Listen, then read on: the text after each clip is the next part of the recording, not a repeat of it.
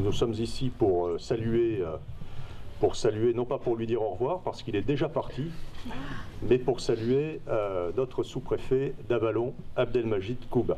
Mesdames et messieurs, dans la vie, quand on pense à une personne, quelle que soit sa proximité ou les liens qu'on entretient avec elle, souvent, un détail vestimentaire, une attitude nous reviennent à l'esprit. Puisque aujourd'hui nous sommes ici pour rassembler, pour saluer quelqu'un que tous nous apprécions, je vais vous faire une confidence. S'agissant d'Abdelmajid Kouba, ce qui me vient immédiatement à l'esprit, quand je pense à lui, c'est son sourire. Et ce sourire que tous vous connaissez, il est révélateur d'une personnalité attachante. Si je considère ce trait de personnalité comme très important, je ne voudrais pas pour autant qu'il masque les grandes qualités professionnelles dont il fait preuve. En effet, si vous avez constaté son engagement à vos côtés, physiquement présent sur le terrain, peu d'entre vous, j'en suis sûr, connaissent un parcours professionnel riche et varié. Après avoir suivi des études en administration économique et sociale, puis obtenu une licence d'administration publique dans son sud-ouest natal, Abdel, vous me permettrez désormais de l'appeler ainsi, on gagnera du temps. Abdel donc réussit en 2001 le concours d'entrée à l'IRA de Bastia, l'école des cadres A, des attachés de la République. Après une année de formation, il rejoint le ministère de l'Éducation nationale et l'inspection académique de l'Oise pour y tenir la fonction de chef de la division de l'organisation scolaire. En 2004, changement d'orientation, et vous allez voir que notre sous-préfet est éclectique. Abdel réussit un nouveau concours, plus difficile, celui qui donne accès à l'école des hautes études en santé publique de Rennes. Après 2 années de scolarité, il rejoint le centre hospitalier de Charleville-Mézières, dont il devient le directeur adjoint, poste qu'il occupera 5 ans, s'occupant notamment des finances et du système d'information. Après 5 ans à Charleville-Mézières, il a encore la bougeotte et il choisit d'effectuer une mobilité en chambre régionale des comptes à Arras, où il traitera des examens de gestion, de jugement des comptes publics, du contrôle budgétaire des collectivités et contribuera aux travaux communs entre la Cour des comptes et les chambres régionales.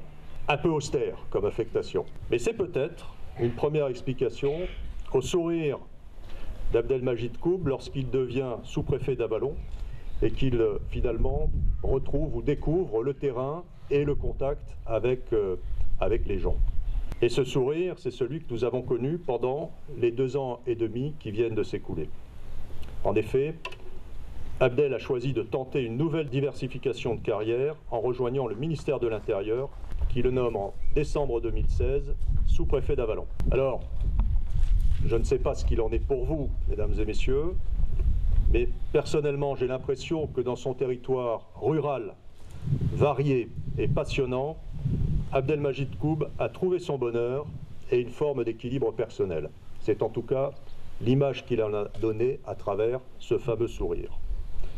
Sourire assorti d'un sens de l'humour ravageur, mais c'est aussi l'image qu'il a donnée par son engagement infatigable sur le terrain, aux côtés des maires, des associations et des dirigeants de société, et ce jusqu'à son dernier jour dans Lyon. Cet engagement a été fort, déterminé, sincère, et je veux vous en remercier, cher Abdel. La rigueur dans la bonne humeur. Cette rigueur et cet engagement, je voudrais en parler à travers 4 dossiers particulièrement complexes et sensibles où vous vous êtes engagé, cher et illustré, cher Abdel. Le premier, c'est l'opération Grand Site de Vézelay, qui fut l'un des tout premiers sujets dont vous vous êtes emparé à la suite de vos prédécesseurs.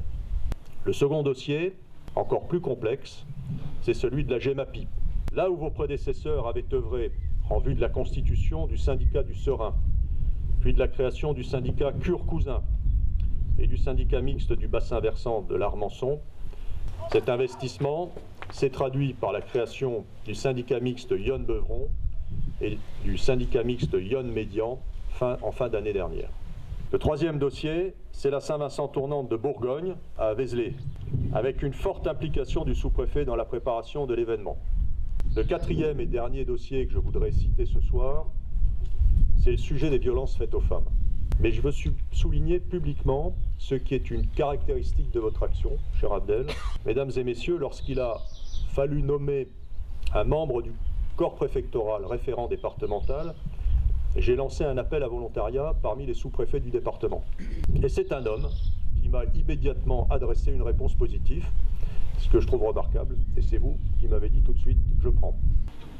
Alors Abdel, je le disais en introduction, vous nous avez en fait déjà quittés en fonction à Laon en tant que directeur de cabinet du préfet de l'Aisne. Je veux vous dire ici publiquement combien tous ici nous avons apprécié votre engagement, votre disponibilité, votre efficacité, votre générosité, votre gentillesse, votre écoute aussi. Écoute appréciée de tous vos partenaires. Comme de tradition, je vous remets avec plaisir cette médaille de la préfecture de Lyon qui est gravée à l'emblème du palais épiscopal d'Auxerre avec vos dates de présence dans le département. Je vais peut-être inaugurer un bal, celui de toutes celles et tous ceux qui veulent témoigner eh bien, de la qualité du travail qu'ils ont eu avec vous.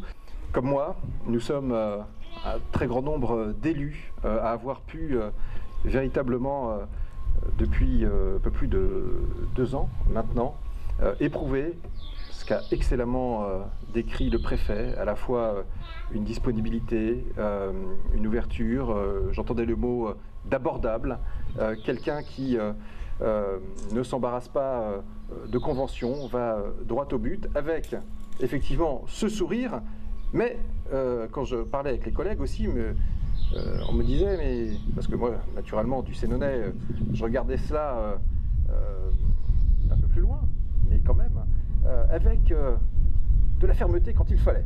Vous avez, monsieur le préfet, souligné tout ce que j'avais accompagné sur le territoire. Je veux vraiment que vous, mais je sais que vous le savez, qu'il n'y a pas vraiment de stratégie ou de choses très pensées. C'était plus instinctif, c'était plus comprendre que on a un territoire qui avait beaucoup de potentialité, qui avait besoin d'être accompagné, et j'ai essayé, parce que je l'ai appris au jour le jour, auprès de mes collègues sous-préfets, au sein de la sous-préfecture, un métier qui est en réalité d'une très très grande complexité dans sa mise en œuvre, puis finalement assez simple, puisque on le voit et on le revoit toujours, il faut juste être proche et apporter une réponse adaptée. Non, c'est pas très compliqué, mais pour arriver à ce résultat, il faut mobiliser beaucoup de choses. Il faut mobiliser beaucoup d'énergie, il faut mobiliser beaucoup de services, il faut mobiliser beaucoup de patience, mais l'objectif c'est vraiment ça. Et évidemment, si j'ai un remerciement pour chacun d'entre vous, je sais que je vous remercie surtout pour la capacité que vous avez eue à vous mobiliser chaque fois que c'était nécessaire sur les dossiers que nous avons évoqués, mais plus globalement, cet esprit d'équipe, vous l'avez, vous le sentez, et ce sens du territoire, vous l'avez, c'est évident. Je voudrais aussi saluer toutes les forces vives, évidemment, du territoire, toutes les entreprises que j'ai visitées, toutes les entreprises que j'ai côtoyées. Je sais qu'on a beaucoup de ressources, certaines d'entre elles sont présentes ici et je les remercie encore beaucoup pour ce qu'elles font pour le territoire, même si souvent elles le font discrètement, sans rien demander, sans forcément demander de publicité ou autre, mais elles travaillent au service du territoire avec beaucoup d'engagement et je les remercie beaucoup.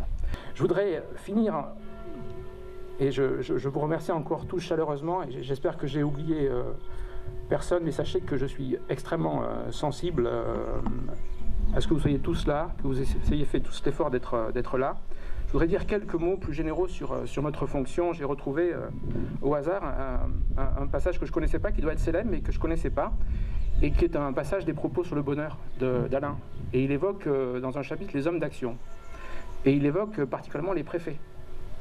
Et ce qu'il dit sur les préfets, c'est une source d'inspiration aussi pour les sous-préfets. Je vais vous lire ces quelques mots parce que c'est pas loin de guider mon action et d'expliquer tout ce que j'ai fait ici depuis 2 ans. Bon, je rappelle, hein, ça évoque un préfet, mais ça marche aussi pour les sous-préfets. Un préfet est, pour mon goût, l'homme le plus heureux. Pourquoi? Parce qu'il agit toujours dans des conditions nouvelles et imprévisibles. Tantôt contre le feu, tantôt contre l'eau, tantôt contre l'éboulement, tantôt contre l'écrasement, aussi contre la boue, la poussière, les maladies. la pauvreté. Enfin, souvent aussi contre la colère et quelquefois contre l'enthousiasme. Ainsi, à chaque minute de sa vie, cet homme heureux se trouve en présence d'un problème bien déterminé, qui exige une action bien déterminée. Donc, point de règle générale, point de paperasse, point de récrimination, ni de consolation en forme de rapport administratif. Lui, il est perception et action. Or, quand ces deux vannes, perception et action, sont ouvertes, un fleuve de vie porte le cœur de l'homme comme une plume légère. Je vous remercie.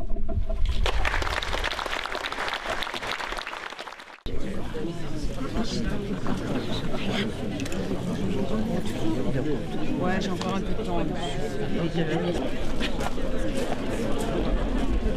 Ah,